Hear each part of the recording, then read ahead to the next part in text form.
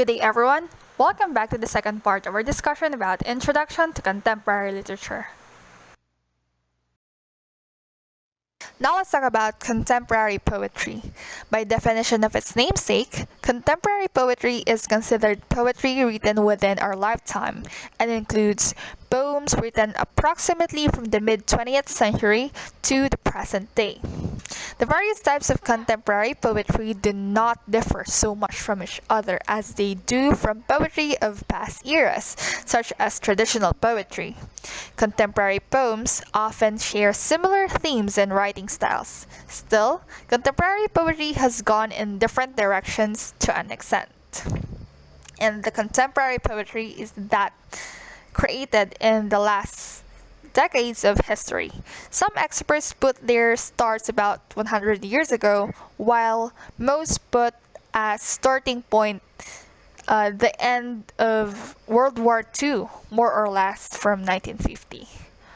What everyone agrees on is that it picks up certain influences of the different vanguards that marked poetry and art in general since the early 20th century, whether to get away from this or by collecting part of their content and form.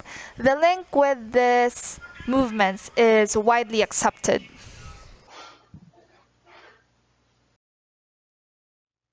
The problem is that within the category of contemporary poetry, we find many differences, but it is still a style of poetry that follows a specific series of traits and literary tools, and here are those: inconsistent meter, variations upon standard rhyme, abandonment of classical musical style, variation of the conventions of poetic lines, and an otherwise inconsistent regard for standard poetic structure. What is poetry? Poetry is a type of literature based on the interplay of words and rhythm. It often employs rhyme and meter, or a set of rules governing the number and arrangement of syllables in each line. In poetry, words are strung together to form sounds, images, and ideas that might be too complex or abstract to describe directly. Poetry was once written according to fairly strict rules of meter and rhyme, and each culture had its own rules. And as we all know, the opposite of poetry is prose, that is, normal text that runs without line breaks or rhythm. How did modernism arise? The literary movement we call modernism rejected romantic ideas. It grew out of the philosophical, scientific, political, and ideological shifts that followed the Industrial Revolution through the shock of World War I and its aftermath. Modern writers break with the past, reject literary traditions that seemed outmoded, reject aesthetic values of their predecessors, reject diction that seemed too gentle to suit an era of technological breakthroughs and global violence, break with romantic pieties and cliches, such as the notion of the sublime, and become self consciously skeptical of language and its claims on coherence. Now let's talk about the history of contemporary poetry. As for its background, before the so-called contemporary poetry appeared, there were several avant-garde movements that broke with the writing that had been done until the time. This renewal, both in the stylistic form and in the contents, had a great influence on contemporary authors. Now let's talk about its origins. Although there are regional differences, the second half of the 20th century appears as the period in which this poetry begins. The years after the Second World War, they are marked by the tragic consequences of it, and art also responds to this context. Thus, poetry in these early years acquires an existential theme, giving priority to a feeling of emptiness and thinking that life is absurd. Moving on to 1960s, after the 50s, the theme of contemporary poetry is changing with the emergence of new authors and remoteness of the global conflict. A part of the authors begin to write socially committed poetry. Meanwhile, there is another current that tries to write about the human being, about their concerns and values, but without any kind of relationship with politics. Next, we have the newest and stylistic break. Already in the third stage, close to the new century, appears a group of writers who are called new. These authors are quite close to surrealism, and although its theme is very focused on the human being, the forms are totally disruptive, with the abandonment of the norms that had characterized poetry for centuries. Now let's proceed to the main characteristics. As for the theme, contemporary poetry is quite eclectic since it touches all possible issues. Obviously, there are quite a few differences depending on the authors, but usually certain changes that define this literature are marked. Talking about the structure, one of the aspects in which this type of poetry changes is in its stylistic structure. As in the rest of the aspects, the absolute freedom of the artist is imposed. While traditionally a very rational internal structure was respected, contemporaries begin to experiment. In this way, the times mix freely, and it is not obligatory to maintain a chronological order of what is related. Everything is left to the imagination of the author, although it is true that this causes the reader greater difficulty in understanding the text.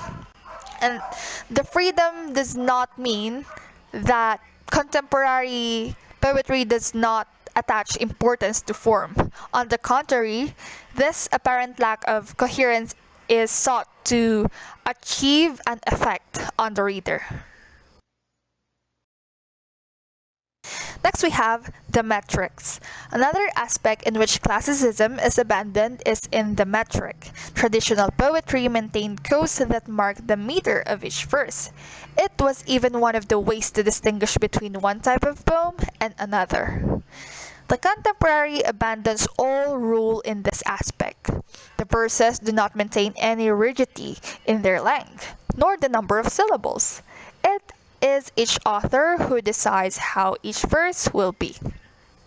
Now let's talk about the rhymes. With the rhymes, exactly the same happens with the structure and the metric. Despite having been for centuries one of the distinctive elements of poetry, contemporary authors no longer feel compelled to appear. In this way, in many cases, the resulting verses do not have any type of rhyme, and when they do not respect the old rules about them. Now let's move on to the elements of poetry. Here we have the structure. So for the first one, we have the poetic line, or the words that form a single line of poetry. Next is the stanza, or a section of a poem named for the number of lines it contains. We also have enjambment, where there is no written or natural pause at the end of a poetic line so that the word flow carries over to the next line.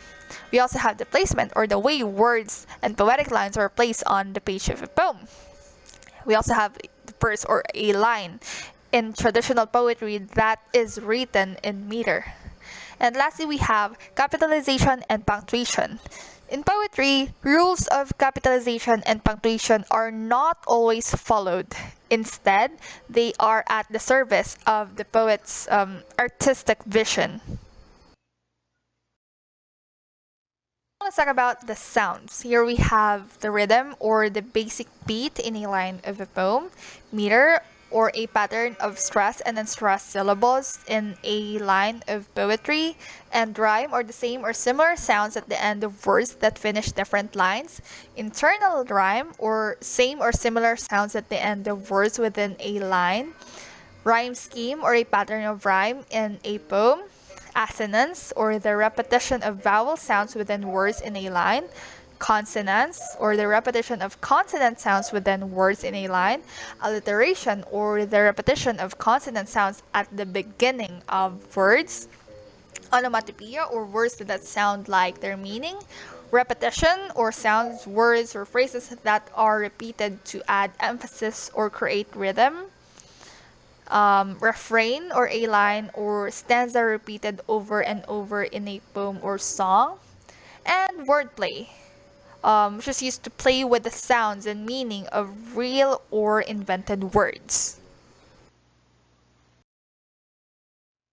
Another element of poetry is, of course, the imagery. So here we have the precise language and sensory details. So what are those? Precise language is the use of specific words to describe a person, place, thing, or action. On the other hand, sensory details is the use of descriptive details that appeal to one or more of the five senses. Figurative language, and I guess most of us are very much familiar with this. So here we have simile, or a comparison of two unlike things using the words like or as. Metaphor, or a comparison of two unlike things not using the word like or as. Personification, to ascribe human traits to non-human or non-living things. Symbolism, or a symbolism of person, place, thing, or action that stands for something else. Hyperbole, or the use of exaggeration to express strong emotion or create a comical effect. Verbal irony or sarcasm, when you mean the opposite of what you say. Situational irony, when the outcome of a situation is the opposite of what is expected. We also have pun, or a humorous phrase that plays with the double meaning or the similar sounds of words. We also have allusion, or a reference to a familiar person, place, or event. And lastly, we have idiom, or a cultural expression that cannot be taken literally.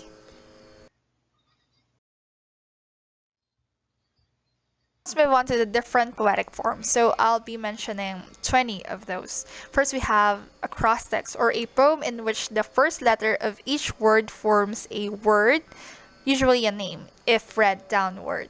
Next, we have the couplet, or two lines of poetry that rhyme and usually form one complete idea. Next, we have haiku, or a Japanese three-line poetic form, usually about nature, with lines of 3, 7, and 5 syllables, respectively.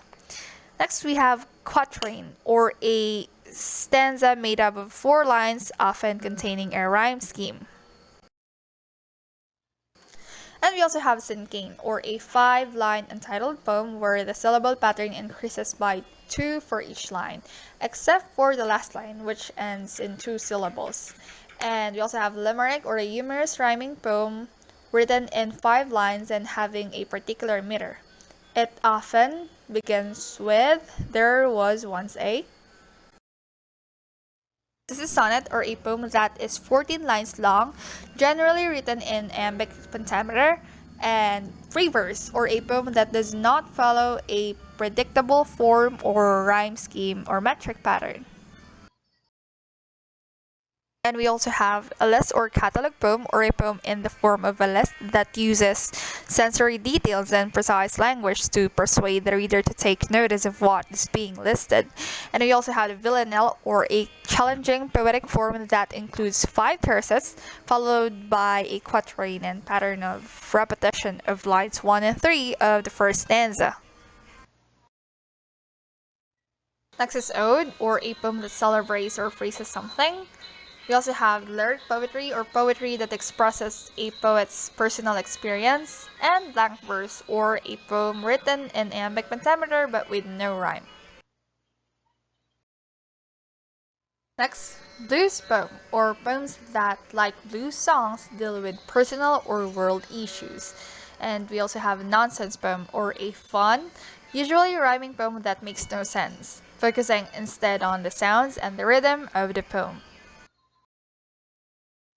Concrete poem, or a poem that uses words to form the shape of the subject of the poem, also known as a shape poem. Next, narrative poem, or a poem that tells a story. Ballad, or a poem that tells a story, usually written in 4-line stanzas.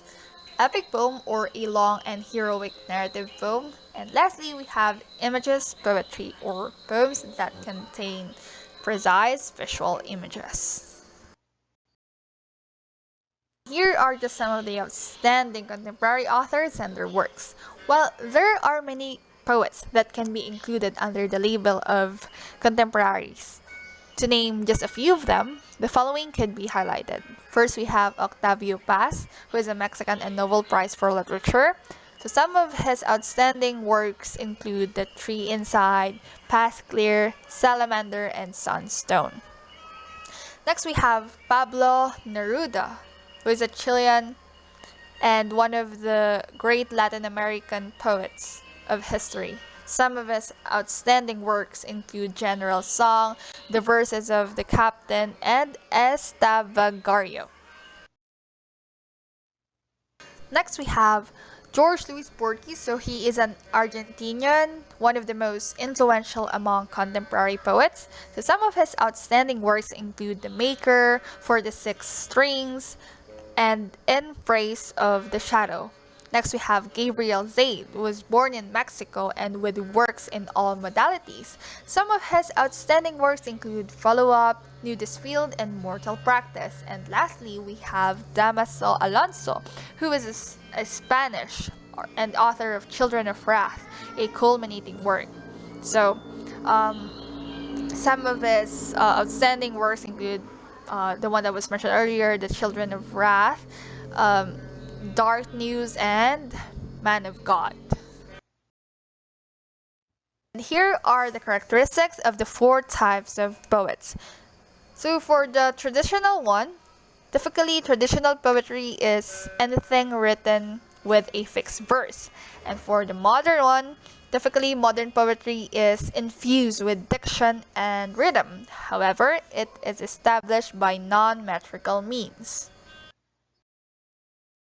As for the postmodern poetry, it emphasizes the role of the poet, the role of the reader, and highlights the cultural place the poem is read.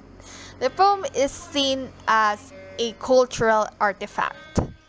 And for the contemporary poetry, it typically moves back towards traditional forms. However, it also may include other characteristics. And here are some additional characteristics of contemporary poetry. Contemporary poetry is often written in free verse, unrhymed, or with no specific metrical rhythm. So readers know and can associate with the language. It is brief, and the poet laces the poem with images using all the reader's senses, and it invites the reader to interpret the poem without yelling from the rooftop the true meaning of the poem. Delving deeper into the world of contemporary poetry, the biggest differences lie not between the various kinds of contemporary poems, but between contemporary poetry and traditional poetry. Many kinds of contemporary poems are written in free verse and do not focus as much as on rhyme as do traditional types of poetry. Most traditional poems adhered to the strict formats of sonnets, ballads, and odes. Also, contemporary poems usually are shorter than traditional poems and use language that is more familiar to today's readers. Regardless of style, some of the most common themes of contemporary poems are those of love, family, and death. Still, much of contemporary poetry focuses on suggesting an idea or image than on outright stating it. By doing this, the contemporary poem lives up to its characteristic of allowing the meaning to reside within the reader's mind rather than within and accessible from the poet's mind. In other words, a contemporary poet often leaves the reader to draw his own conclusions and meanings For some, readers and poets alike, this level of suggestion and mystery is part of the appeal of contemporary poetry. Many literature and poetry classes on both high school and college levels focus on contemporary poetry at some point during the course. These courses might concentrate on learning to read and analyze the poem, on writing contemporary poems, or on both. Depending on the coursework, these classes might also help students distinguish between the different kinds of contemporary poems and poets. Now let's move on to the world of contemporary drama. Contemporary drama is a dramatic, theatrical show that revolves around a central current problem or issue within the society. They are relevant to the era that they are composed within and attempt to relate to the audience.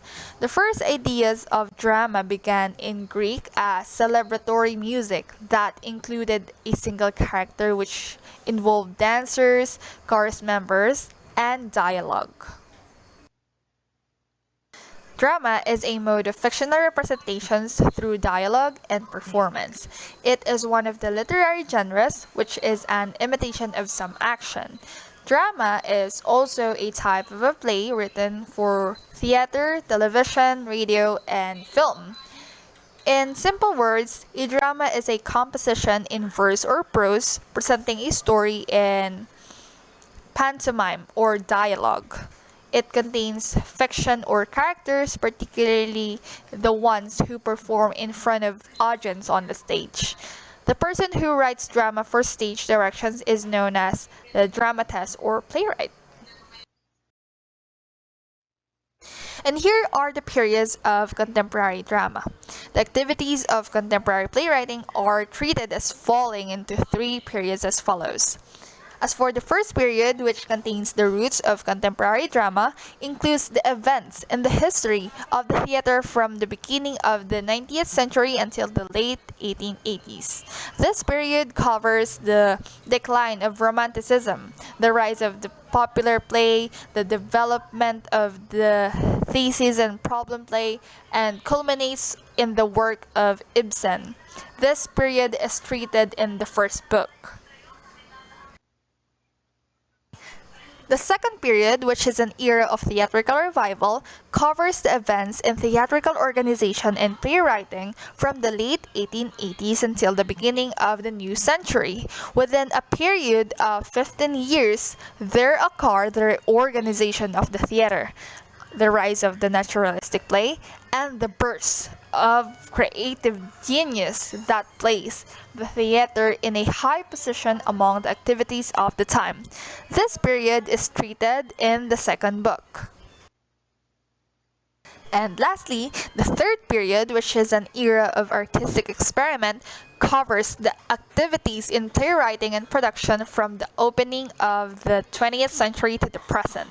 Chief among the developments of this period has been the enlargement of the conception of play construction from that of literary composition to that of a synthesis of the arts.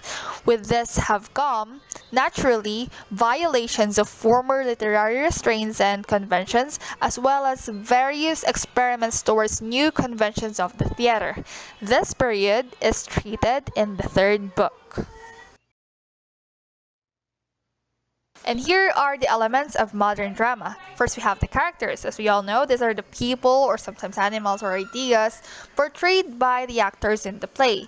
It is the characters who move the action or plot of the play forward.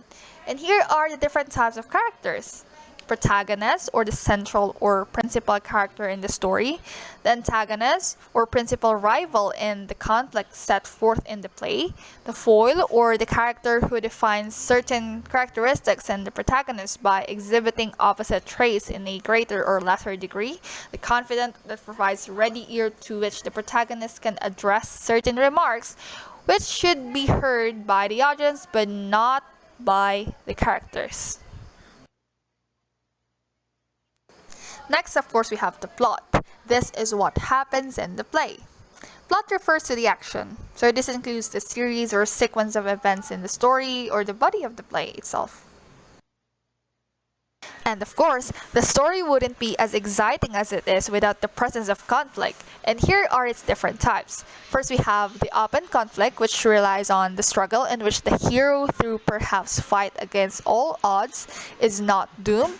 Foreshadowing, in the form of ominous hints or symbolic incidents or conditions that the audience to expect certain logical developments. Coincidence or sudden reversal of fortune plays depict climatic ironies, and dramatic irony, or the fulfillment of play, action, or expectation in a surprising way. Another element of drama is the theme. It refers to the meaning of the play. It is the main idea or the lesson to be learned. In some cases, the theme of the play is obvious, while in other times it's quite subtle. Next, we have the dialogue, which provides the substance of the play. Each word uttered by the characters is known as a dialogue, and further the business of the play contribute its effect as a whole. And we also have the conventions. These are the techniques and methods used by the playwright and director to create the desired stylistic effect. Next, we have the genre. It refers to the type of play. Some examples of different genres include comedy, tragedy, mystery, and historical play. And lastly, we have, of course, the audience. It is the group of people who watch the play. Many playwrights and authors consider the audience to be the most important elements of drama. And here are the different trends in contemporary literature. First, we have realism and myth. Sigmund Freud inspired an interest in myth and dreams as playwrights become familiar with his studies of psychoanalysis. Along with the help of Carl Jung, the two psychiatrists influenced playwrights to incorporate myth into their plays. This integration allowed for new opportunities for playwrights to increase the boundaries of realism within their writings, as playwrights started to use myths in their writing. A poetic form of realism was created. This form of realism deals with truths that are widespread among all humans, bolstered by Charles Jung's idea of the collective unconscious. Next is poetic realism.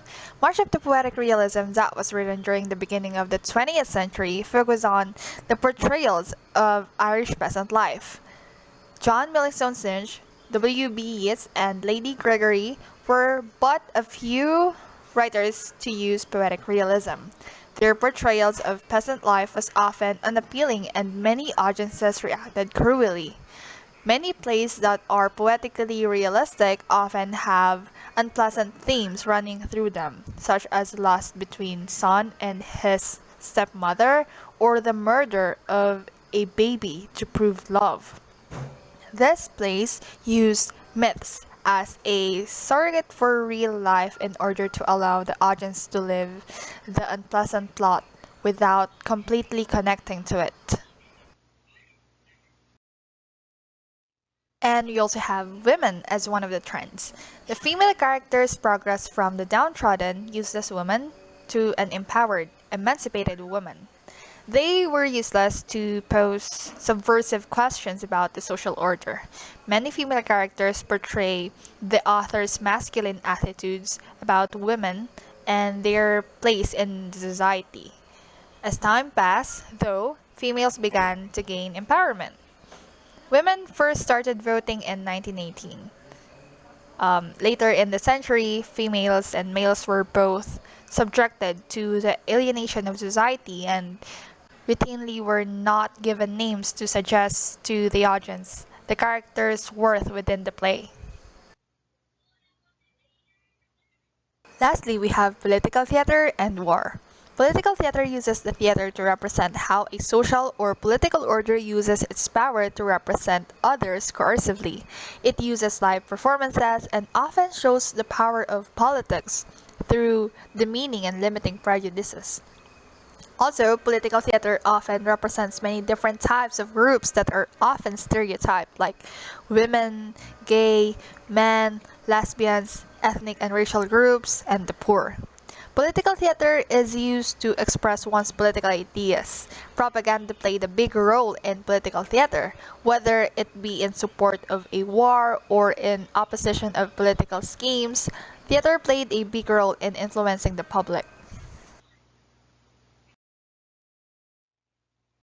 And here are the different types of modern drama. First, we have realism. Realism in theater was meant to be a direct observation of human behavior. It began as a way to make theater more useful to society, or as a way to hold a mirror up to it. Because of this trust towards the real, playwrights started using more contemporary setting, backgrounds, and characters, where plays in the past had, for the most part, used mythological or stereotypical characters. Now they involve the lower class, the poor, the rich, they involve all genders, classes, and races. Next is social realism. Social realism began showing up in plays during the 1930s. This realism had a political conscience behind it because the world was in a depression. This plays painted a harsh picture of rural poverty. The drama began to aim at showing governments the penalties of unrestrained capitalism and depressions that lax economists created. Next, avant-garde theater. Dramatic truth couldn't be found in tangible of realistic drama but in symbols, images, legends, myths, fantasies, and dreams. And we also have absurdist drama. Absurdist drama was existentialist theater which put a direct perception of a mode of being above all abstract considerations. It was also essentially a poetic, lyrical theater for the expression of intuitions of being through movements, situations, and concrete imagery. Language was generally downplayed. And we also have Dadaism. Like many of the movements, Dada included writing, painting, and poetry as well as theater. Many Dadaists wrote manifestos detailing their beliefs, which normally outlined their disgust in colonialism and nationalism and tried to be the opposite of the current aesthetic and values. The more Dada offended, the better. It was considered to be the anti art. It rejected the values of society and turned everything on its head, preferring to disgust and offend. Next, symbolism or aestheticism.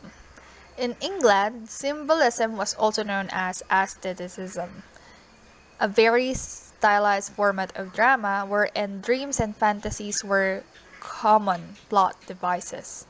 Symbolism was used by numerous playwrights from Yeats to Pinter. The staging was highly stylized, usually using minimal set pieces and vague blockings. While the playwrights lived and worked at the beginning of the century, it influenced all of the following styles. Next is Surrealism. Surrealism has its base in the mystical. It developed the physicality of theater and downplayed words, hoping to influence its audiences through action. Other common characteristics of surreal plays are unexpected comparisons and surprise. It argues the idea that theater is a representational medium and tried to bring current ideas and experiences to the audience through participation and ritualistic theater experiments. And this type of theater relies deeply on metaphors and rarely included a description of how it could be performed. Lastly, we have Expressionism. The term Expressionism was first coined in Germany in 1911. Expressionism also had its heyday during the 20s, although it had two distinct branches. The branches had characters speaking in short, direct sentences or in long and lyrical expanses. This type of theater usually did not name the characters and spend much time lamenting the present and warning against the future. Spiritual awakening and episodic structures were also fairly common. Now let's talk about epic theater.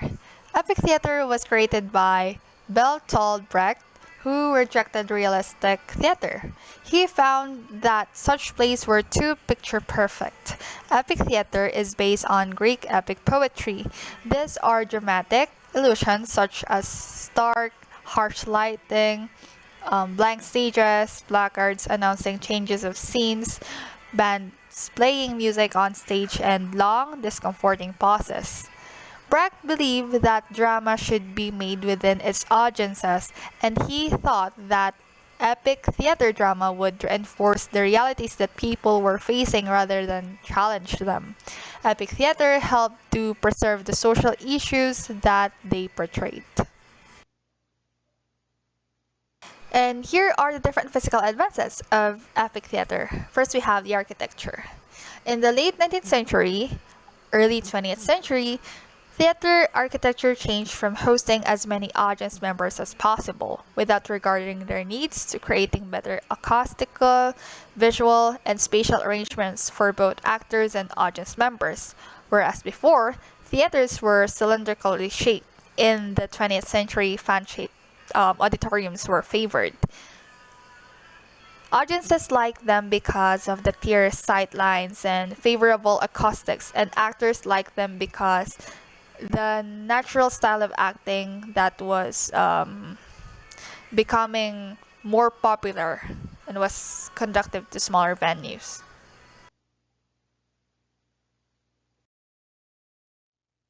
And we also have the set, which is the background upon which the story is told.